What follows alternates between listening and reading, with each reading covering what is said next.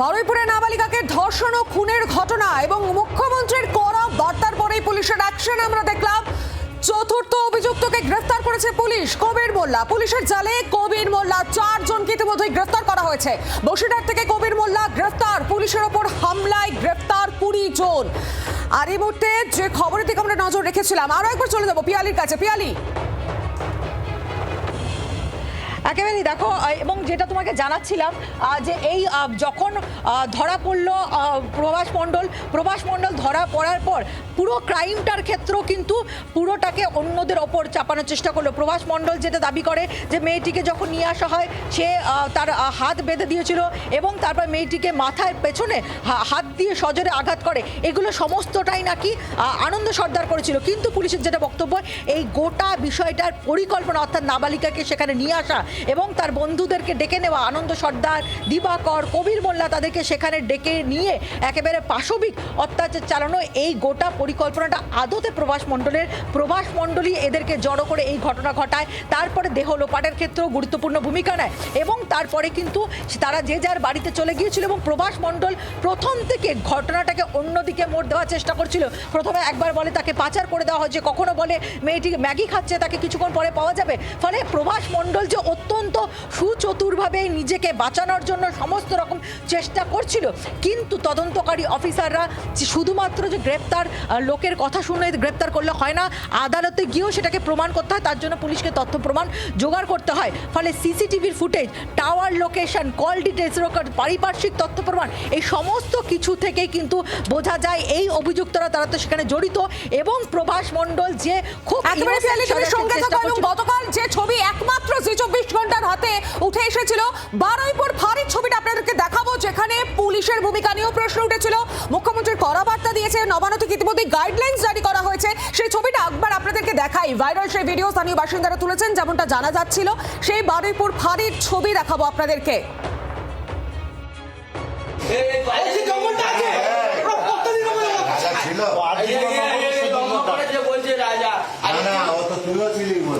আমি ছিলাম স্যার, আমার ধর্ম কথা বলছি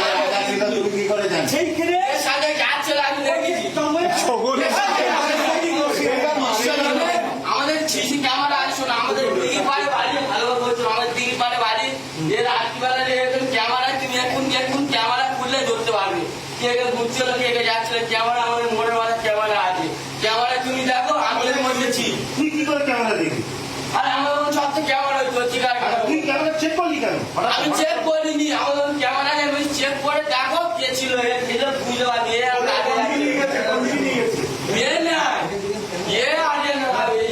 বাকি ছেলে রাজা যে অটো চালা কত ছিল, কত বলছে তো কে কত বলছে ওই পারে গেছে।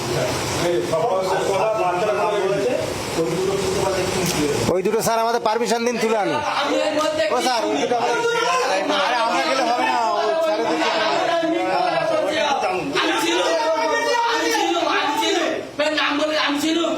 আমার নাম বলছিস। এই ছবি আপনাদেরকে দেখাচ্ছিলাম, বারুইপুর ফাঁড়ির ছবি, যেখানে উপস্থিত ছিলেন অভিযুক্ত, 4 মূল অভিযুক্ত, তার মধ্যে 2 জনকে আপনাদের সামনে তুলে ধরলাম। যে ছবি দেখতে পেলেন, যেখানে 2 জন ছিলেন এবং পুলিশ ফাঁড়ি, বারুইপুর পুলিশ ফাঁড়ি, সেই ছবি ইতিমধ্যেই জি24 ঘন্টার হাতে। আর এবার এই ঘটনায় ইতিমধ্যেই বাংলায় প্রথম এনকাউন্টার, সেই যেখানে দাবি করা হচ্ছে পুলিশের তরফ থেকে পুনর্নির্মাণের সময় বারুইপুর কাণ্ডে অভিযুক্ত প্রভাস মণ্ডলের এনকাউন্টারে মৃত্যু। পুনর্নির্মাণের সময় সেই ব্যক্তি, সেই অভিযুক্ত পুলিশের বন্দুক ছিনিয়ে পালার চেষ্টা করে এবং তখনই পুলিশের ওপর পাল্টা গুলি চালায়। 1 রাউন্ড গুলি চালানো হয়েছে এখনো পর্যন্ত যে খবর আমরা পাচ্ছি, এবং তখনই তাকে এনকাউন্টারে তার মৃত্যু হয়, হাসপাতালে নিয়ে যাওয়া হয় এবং চিকিৎসকেরা তাকে মৃত বলে ঘোষণা করে। বারুইপুর কাণ্ডে অভিযুক্ত প্রভাস মণ্ডলের এনকাউন্টারে মৃত্যু। আরো বিস্তারিত আপডেট নিয়ে সঙ্গে রয়েছেন প্রতিনিধি তথাগত চক্রবর্তী। তথাগত,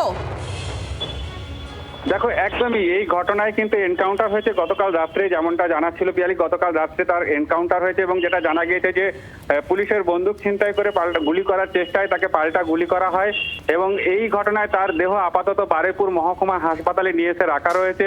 এবং এই হাসপাতাল চত্বরে কিন্তু এই মুহূর্তের ছবি আমি তোমাকে বলছি, নিরাপত্তা ব্যবস্থা বাড়ানো হয়েছে, সেন্ট্রাল ফোর্স মোতায়েন করা হয়েছে।